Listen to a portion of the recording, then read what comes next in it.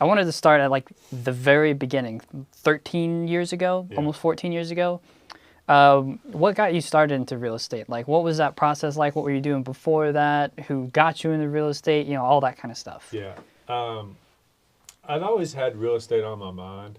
You know, I was in the golf business prior to being in the real estate business, and you know, I've had the luxury in my life of like doing the things that I've wanted to do. I never really, if I decided to jump into something and it wasn't going to be for me, I got out quick.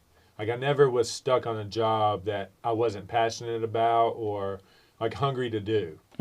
So when the golf thing kind of was winding down, and the reason why it was winding down is I kind of got to the top of the totem pole. I realized that I really love this area, that I really love the people I grew up with, and that I wanted to be close to my family.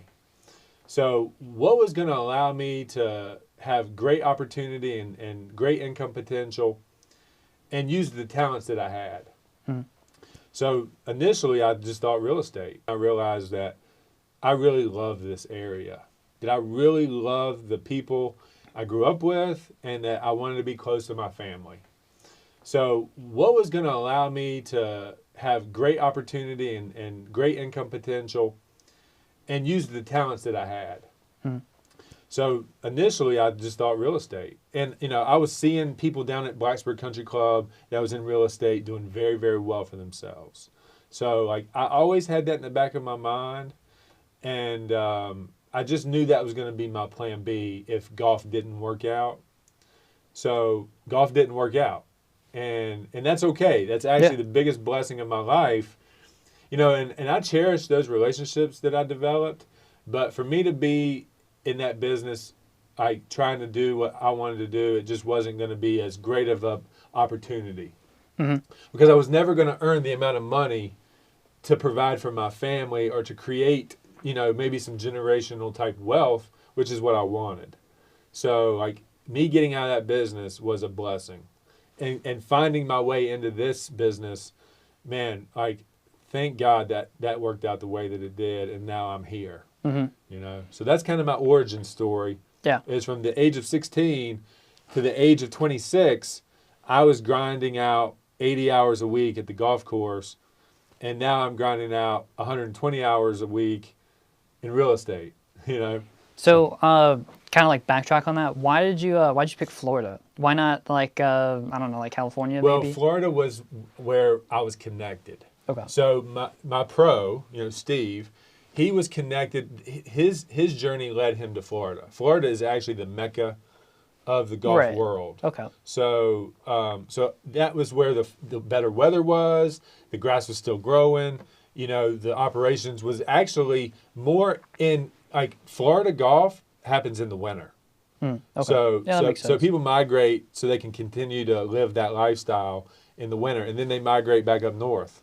You know, so typically people in those large luxury communities are only there for 5 months out of the year, and then they're back to wherever their primary residences are. Yeah. I had a few friends up in New York that would do that. They would Right. go down to Florida for the winter. Yeah.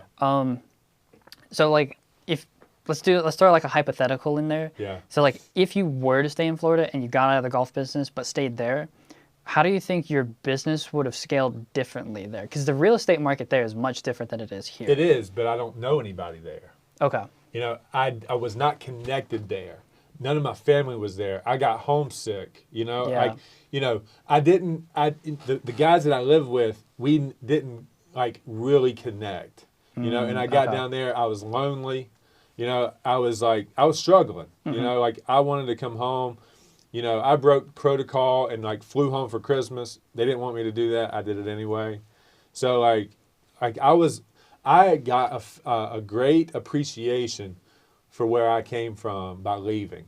Yeah. You know, but when I was leaving, I was super pumped because I thought the grass was greener, right? I was that guy that always wanted to get away. I was getting out of this small podunk town, and I was going to achieve great things. Right? Yeah, I know. I hear it all the time. Like, when going to Blacksburg High School, everyone's like, oh, I got to get out of here. I got to go do something else. And I was like, I've lived at other places. I was like, it's a little greater, but it ain't that great. Right. So, I mean, because I think it's like some wonderland out there, but it's all right. And when you get out there in the world and you can get the appreciation for it, like, you're either going to go and you're verifying, you're actually going, and if you hit a community that thinks like you, embraces you, like, you have a chance. Mm-hmm. If you have some way of not becoming lonely in those situations, then you have a chance to survive in that. But if you go off and you don't connect with that area, there's not like-minded people, you're gonna